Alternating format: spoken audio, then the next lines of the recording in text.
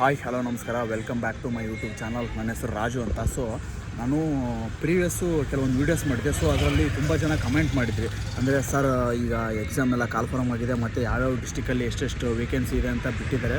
So ಅದ್ರ strategy ಹೇಳಿ sir ಅಂತಂದರೆ, ನಾನೇನು ತುಂಬ ಎಕ್ಸ್ಟ್ರಾಡಿನರಿ ಪರ್ಸನ್ನು ಅಥವಾ ಎಕ್ಸ್ಟ್ರಾಡಿನರಿ ತಿಳ್ಕೊಂಬಿಟ್ಟಿನಿ ಅಂತಲ್ಲ, ನನಗಿಂತ ತುಂಬ ಜನ ಓದೋರು ಯಾವುದೇ ಜಾಬ್ ತಗೊಳ್ದಾರ್ದೆ ಇನ್ನೂ ಓದ್ತಿದ್ದಾರೆ. ಸೊ ಅಂದರೆ ಯಾವುದೋ ಒಂದು ಮಿಸ್ಟೇಕಿಂದ, ಸಣ್ಣ ಮಿಸ್ಟೇಕ್ಸಿಂದ 1 ಮಾರ್ಕ್ಸ್ 2 ಮಾರ್ಕ್ಸು 3 ಮಾರ್ಕ್ಸಲ್ಲೆಲ್ಲ ಅವರು ಸೆಲೆಕ್ಷನ್ ಲಿಸ್ಟಿಂದ ಹೊರಗೆ ಉಳಿದಿರ್ತಾರೆ. ಸೊ ಅವರು ಈ ಸರ್ತಿ ಪಕ್ಕ ಅಂದರೆ ಪಕ್ಕ ಸೆಲೆಕ್ಷನ್ ಆಗ್ತಾರೆ. ಸೊ ಸ್ಟ್ರಾಟರ್ಜಿ ಏನಂತಂದರೆ, ನೀವು ಎಷ್ಟು ಓದಿದ್ದೀರಲ್ಲ ಅದನ್ನೇ ಮೋಸ್ಟ್ ಆಫ್ ಟೈಮ್ ರಿವಿಷನ್ ಮಾಡಿ, ಮತ್ತು ನೀವೀಗ ಮಾರ್ಕೆಟಿಗೆ ಬರ್ತಕ್ಕಂಥ ಹೊಸ ಬುಕ್ ಪರ್ಚೇಸ್ ಮಾಡಿ ಅದ್ರ ಕಡೆ ಫೋಕಸ್ ಮಾಡೋದಕ್ಕಿಂತ ಈಗ ಇಷ್ಟು ದಿನ ಯಾವ ಬುಕ್ಸ್ ಓದಿದ್ದೀರಲ್ಲ ಸೊ ಅದನ್ನೇ ಮೋಸ್ಟ್ ಆಫ್ ಟೈಮ್ ರಿವಿಷನ್ ಮಾಡಿ. ಮತ್ತು ನೀವು ಎಕ್ಸಾಮಲ್ಲಿ ಹೋಗಿ ಮಾಡ್ತಕ್ಕಂಥ ತಪ್ಪನ್ನ ಇಲ್ಲೇ ಯಾವುದಾದ್ರೂ ಟೆಸ್ಟ್ ನಡೆಸ್ತಿರ್ತಾರಲ್ಲ, ಆ ಟೆಸ್ಟ್ ಅಟೆಂಡ್ ಮಾಡೋದ್ರ ಮೂಲಕ, ಇಲ್ಲ ಮನೇಲೇ ಕೂತ್ಕೊಂಡು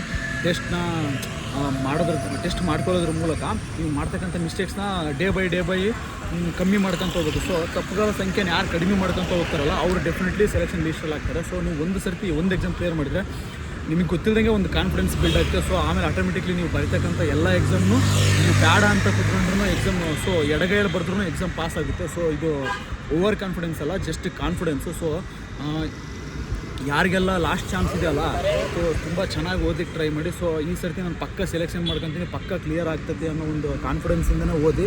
ಸೊ ಡೆಫಿನೆಟ್ಲಿ 100% ಸೆಲೆಕ್ಷನ್ ಆಗ್ತೀರಾ. ಯಾವುದೇ ನೆಗೆಟಿವ್ ಥರ ಯೋಚನೆ ಮಾಡಬೇಡಿ. ಮತ್ತು ಇನ್ನೊಂದು ವೆರಿ ಇಂಪಾರ್ಟೆಂಟ್ ಏನಂತಂದರೆ, ನೀವು ಯಾವ ಲಾಸ್ಟು ಎಕ್ಸಾಮು ಅಂದರೆ ಎಕ್ಸಾಮು ಅಪ್ಲಿಕೇಶನ್ ಏನು ಡೇಟ್ ಕೊಟ್ಟಿರ್ತಾರಲ್ಲ, ಲಾಸ್ಟಿಗೆ ಅಪ್ಲೈ ಮಾಡೋಣ ಅಂತಂದು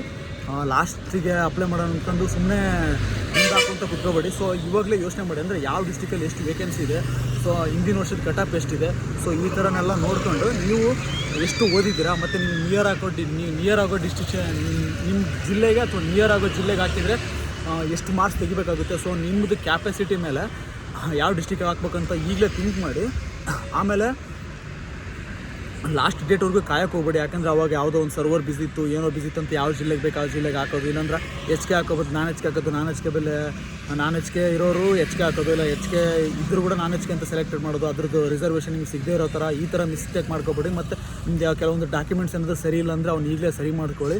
ಮತ್ತು ಇನ್ನೊಂದು ಏನಂತಂದರೆ, ನೀವು ಎಕ್ಸಾಮ್ ಓದೋದ್ರ ಜೊತೆಗೆ ಹಿಂದಿನ ಸರ್ತಿ ಎಲ್ಲ ಯಾರ ಕಡೆ ಹತ್ರ ಹೋಗ್ಬಿಟ್ಟು ಯಾರೆಲ್ಲ ಹಿಂದೆ ಉಳ್ಕೊಂಡಿದ್ದೀರಲ್ಲ, ಸೊ ಅವ್ರು ಈ ಸರ್ತಿ ಡೆಫಿನೆಟ್ಲಿ ಅವ್ರಿಗೆ ಕ್ಲಿಯರ್ ಆಗೇ ಆಗುತ್ತೆ. ಬಟ್ ಹಂಗಂತ ಹೇಳ್ಬಿಟ್ಟು ನೀವು ಲೇಸಿ ಮಾಡೋದಲ್ಲ, ಸುಮ್ಮನೆ ಲೇಸಿ ಮಾಡ್ಬಿಟ್ಟು ನಾನು ಹಿಂದೆ ಆಲ್ರೆಡಿ ಫಿಸಿಕಲ್ ಆಗಿತ್ತು, ಇಲ್ಲ 1 ಮಾರ್ಕ್ಸ್ 2 ಮಾರ್ಕ್ಸಲ್ಲಿ ಹೋಗಿತ್ತು, ನಾನು ಈ ಸರ್ತಿ ಸೆಲೆಕ್ಷನ್ ಆಗುತ್ತೀನಿ ಈ ಥರ ಅಂದ್ಕೊಂಡು, ಇಲ್ಲ ಹಿಂದಿನ ಸರ್ತಿ ನಾನು ಯಾವುದೋ ಒಂದು ಡಾಕ್ಯುಮೆಂಟ್ ಮಿಸ್ ಆಗಿದ್ದಕ್ಕೆ ಸೆಲೆಕ್ಷನ್ ಆಗಿದ್ದರೆ ಈ ಸರ್ತಿ ಪಕ್ಕ ಕ್ಲಿಯರ್ ಆಗ್ತೈತಿ, ಇಲ್ಲ ಹಿಂದೆ ನಾನು ಅಂಥ ದೊಡ್ಡ ಎಕ್ಸಾಮ್ನೇ ಕ್ಲಿಯರ್ ಮಾಡಿದೆ ಈ ಸರ್ತಿ ಈ ಚಿಕ್ಕ ಎಕ್ಸಾಮ್ ಕ್ಲಿಯರ್ ಮಾಡೋದು, ಈ ಥರ ಏನಾದರೂ ನೀವು ಓವರ್ ಥಿಂಕ್ ಏನಾದರೂ ಮಾಡಿದರೆ ಡೆಫಿನೆಟ್ಲಿ ನೀವು ಎಕ್ಸಾಮಲ್ಲಿ ಫೇಲ್ ಆಗ್ತೀರಾ. ಸೊ ಹಂಗಾಗಿ ಕಾನ್ಫಿಡೆನ್ಸ್ ಇರಲಿ, ನಾನು ಓದ್ತೀನಿ ಅಂತ ಹಿಂದೆ ಏನು ಓದಿದ್ರಲ್ಲ ಅದಕ್ಕಿಂತ ಜಾಸ್ತಿ ಎಫರ್ಟ್ ಹಾಕಿ ಒಂದು ಸರ್ತಿ ನೀವೇನೋ ಕ್ಲಿಯರ್ ಆದರೆ ಆಮೇಲೆ ನಿಮ್ಮ ಲೈಫು ತುಂಬ ಬ್ಯೂಟಿಫುಲ್ ಆಗಿರುತ್ತೆ. ಅಂದರೆ ನೀವು ಸ್ವಾವಲಂಬಿ ಆಗ್ತೀರಾ. ಆಮೇಲೆ ನಿಮ್ಮ ಫ್ಯಾಮಿಲಿ, ನಿಮ್ಮ ರಿಲೇಷನ್ಸು, ನಿಮ್ಮ ಫ್ರೆಂಡ್ಸು ಅವರೆಲ್ಲ ನಿಮ್ಮನ್ನು ನೋಡ್ತಕ್ಕಂಥ ರೀತಿಯೇ ಚೇಂಜ್ ಆಗುತ್ತೆ. ಸೊ ಅದಕ್ಕೆ ನಾನು ಹೇಳ್ತಿರೋದು ಸಜೆಷನ್ ಏನಂತಂದರೆ, ಓದಿರೋದನ್ನೇ ರಿಪೀಟ್ ಓದಿ, ಮತ್ತು ಟೆಸ್ಟ್ ತಗೊಳ್ಳಿ.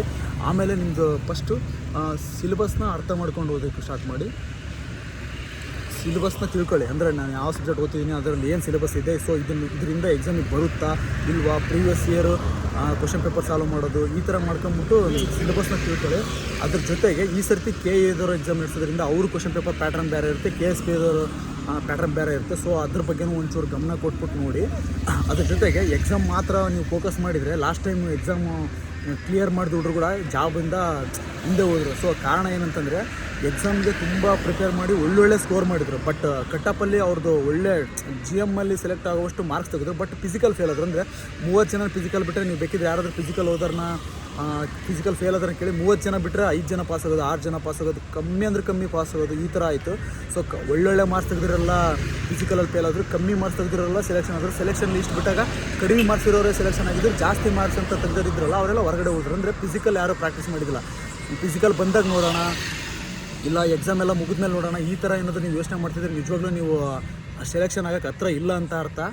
ಸೊ ಈಗ ಎಕ್ಸಾಮ್ ಜೊತೆಗೆ ಫಿಸಿಕಲ್ಲು ಪ್ರಾಕ್ಟೀಸ್ ಮಾಡಿ. ಸೊ ಒಂದೊಟ್ಟಿಗೆ ಇದು ಮಾಡಿಬಿಡಿ, ಹೆಲ್ತಿ ನ್ಯೂಟ್ರಿಷನ್ ಇರ್ತಕ್ಕಂಥ ಊಟ ಮಾಡಿ, ಎಷ್ಟಾದರೂ ದುಡ್ಡು ಖರ್ಚಾಗಲಿ, ಸೊ ಸಾಲ ಮಾಡಿಬಿಟ್ಟಾದರೂ ಹೋದರೆ ಆಮೇಲೆ ಒಂದೇ ಒಂದು ತಿಂಗಳ ಸ್ಯಾಲ್ರಿಲಿ ಅದನ್ನೆಲ್ಲ ತೀರಿಸ್ಬೋದು.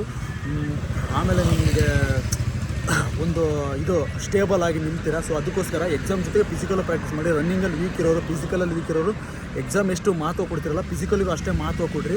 ಸೊ ಎಲ್ರಿಗೂ ಒಳ್ಳೆಯದಾಗಲಿ, ಆಲ್ ದ ಬೆಸ್ಟ್ ಹೇಳ್ತಿದ್ದೀನಿ. ಮತ್ತೆ ನೆಕ್ಸ್ಟ್ ಇನ್ನೊಂದು ಯಾವುದಾದ್ರೂ ಚೆನ್ನಾಗಿರೋ ವೀಡಿಯೋದಲ್ಲಿ ಬರ್ತೀನಿ. ಸೊ ನಿಮ್ಗೆ ಯಾವ ಥರ ವೀಡಿಯೋ ಬೇಕಂತ ಕಮೆಂಟ್ ಮಾಡಿ. ಸೊ ಅದೇ ಥರ ವೀಡಿಯೋ ಮಾಡಲಿಕ್ಕೆ ಟ್ರೈ ಮಾಡ್ತೀನಿ. ಇವಾಗ ವೀಡಿಯೋ ಮಾಡೋಕ್ಕೆ ಸ್ಟಾರ್ಟ್ ಮಾಡೋದ್ರಿಂದ ಏನಾದರೂ ಮಿಸ್ಟೇಕ್ಸ್ ಇರ್ಬೋದು, ಮತ್ತು ನನ್ನ ಟೋಲ್ಲಿ ಏನಾದರೂ ನನ್ನ ಲ್ಯಾಂಗ್ವೇಜು ಅಥವಾ ನಂದು ಮಾತಾಡ್ತಕ್ಕಂಥ ರೀತಿಲಿ ಏನಾದರೂ ಮಿಸ್ಟೇಕ್ಸ್ ಇರ್ಬೋದು. ಬಟ್ ಸ್ವಲ್ಪ ನಿಧಾನಕ್ಕೆ ಇಲ್ಲ ಸ್ಪೀಡ್ ಇಟ್ಕೊಂಡು ವೀಡಿಯೋ ನೋಡಿ, ಒಂದು ಸರ್ತಿ 2 ಸರ್ತಿ ವೀಡಿಯೋ ನೋಡಿ. ಸೊ ಅದು ಅರ್ಥ ಮಾಡ್ಕೊಳ್ಳಿ. ಸೊ ಇದನ್ನು ಅಳವಡಿಸ್ಕೊಂಡು ನೀವು ಓದಿ ಸಕ್ಸಸ್ ಆಗಿ ಅಂತ ಹೇಳ್ತೀನಿ. So all the best. ನನ್ನ ವೀಡಿಯೋಸ್ ನೋಡೋದಕ್ಕೆ ತುಂಬ ಧನ್ಯವಾದಗಳು. ಮತ್ತು ಸಬ್ಸ್ಕ್ರೈಬ್ ಮಾಡಿ. ನನಗೆ ವೀಡಿಯೋ ಮಾಡಲಿಕ್ಕೆ ಒಂದು ಎನರ್ಜಿ ಅಥವಾ ಒಂದು ಬೂಸ್ಟ್ ಸಿಗುತ್ತೆ. So thank you so much for this watching ಅಂತ ಹೇಳ್ತಾ ಎಲ್ರಿಗೂ ಒಳ್ಳೆಯದಾಗಲಿ. Good night friends, good night.